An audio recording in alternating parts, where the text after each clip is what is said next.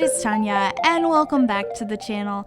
Today I'm back with another tiny house build because I've been really into these lately and I feel like that's all I want to do. I'm trying to not just do tiny houses though, so there's other content on the channel too, but I really just want to do lots of tiny houses because they're the thing I'm having the most fun building right now.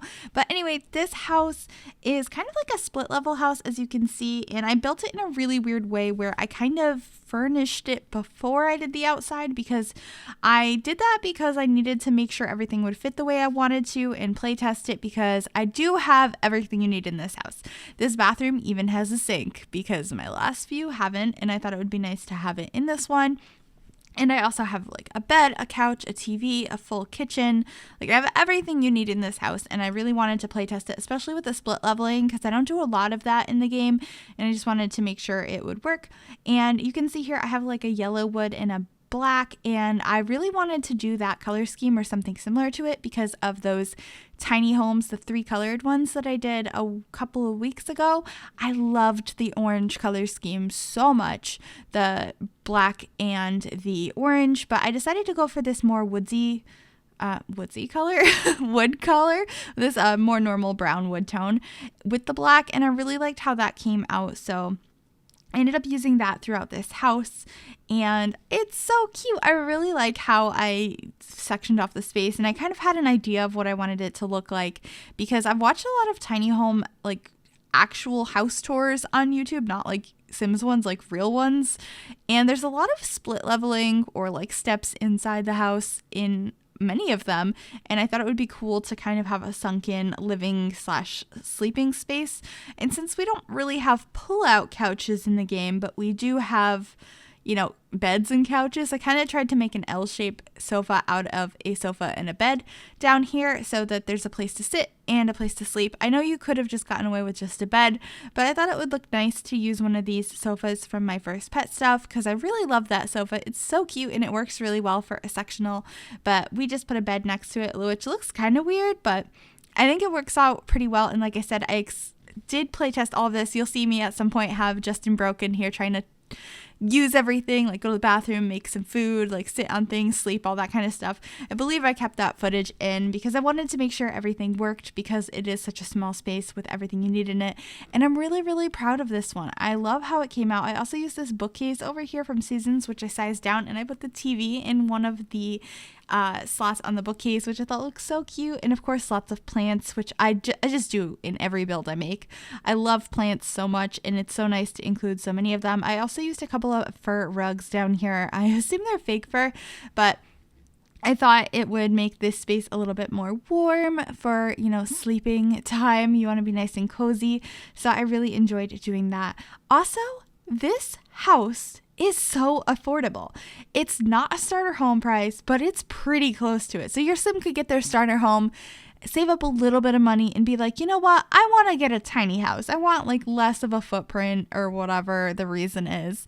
And for 26,000 simoleons and change, they can move themselves right into this tiny house. I was really impressed with that because I wasn't trying to stick to a budget.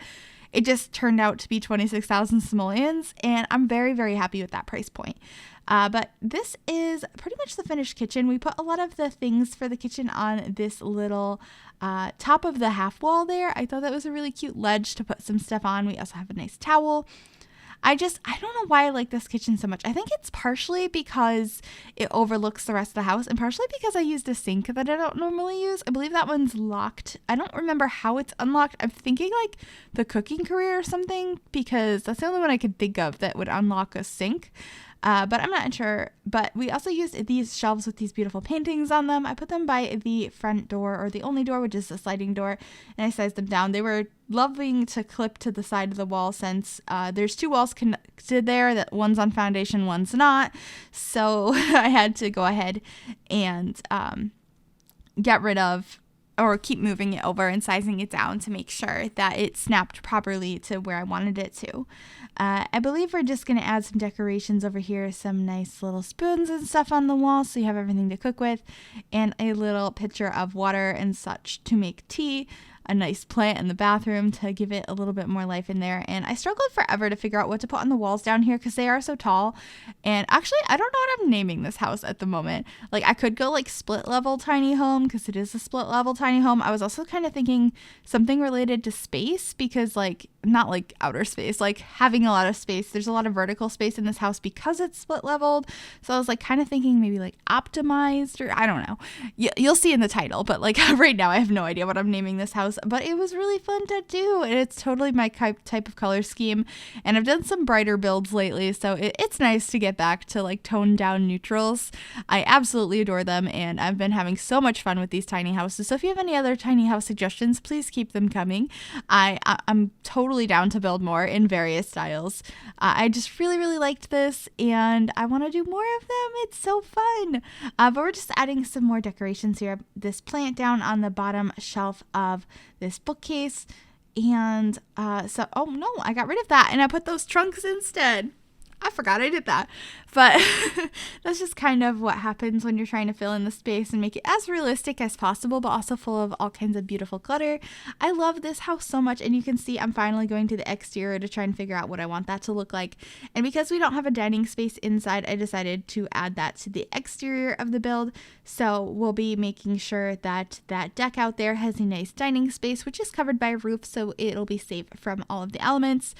It does have a glass roof over it in the end, so we'll be adding that. And I also realized when I was building this that so many of my tiny homes are this shape. They're a rectangle and they have a porch on the right side. But I do think they're all different. They have very different interiors. I like lay them out differently, but a lot of them are these simple shapes. But then again, when you look at tiny houses in real life, a lot of them are just a rectangle or a box of some sort.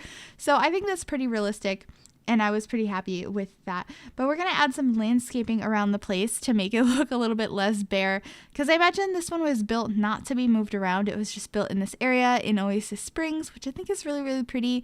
I don't build in this area of Oasis Springs very often, and I feel like I should, because it is so pretty here, especially with the green grass, and you can see the patches of sand and like beautiful plants everywhere.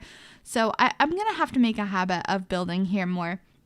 I also lined the outside with these beautiful hedges that come in these little planters. I thought it worked so well for this house, having all of these very structured garden beds. And so we're just adding a little bit more of that out front, which I think is really cute. And we have a couple of trees. Nothing too crazy on the landscaping. I wanted to keep it very simple, and I think that just works really well for more modern houses in general, if you keep the landscaping simple or very structured, because I feel like you can go all out and have really lush gardens with more traditional homes or just suburban homes in general.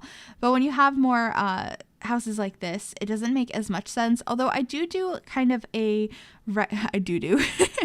I'm a child. But anyway, I make a garden bed in the front of the house that by the street that is less structured, and it's got like the sand the sand terrain paint on it, because that is something I saw in the surrounding neighborhoods. I thought that would look nice by the street, just to add a little bit something else to this lot to kind of fill it in a little bit more. So we're doing that now. You can see me struggling with that. I actually cut out a lot because I didn't even originally put it on the edge. It was like in the middle, and I couldn't decide what I wanted. And so I wanted to put like a bunch of the different desert plants that I've seen around in this area. So we have some aloe. I wanted to say agave. I don't know which one I grabbed there, honestly, because those are both in the game, and some cacti and some rocks, and I just think it looks really cute. But we're coming to the end of the video. I hope you guys did like this. If you did, make sure to give it a big thumbs up. You can also subscribe to the channel if you have not already, and if you click that little bell, it'll turn on notifications so you'll be notified of every single time I upload a new video. Bye, everybody!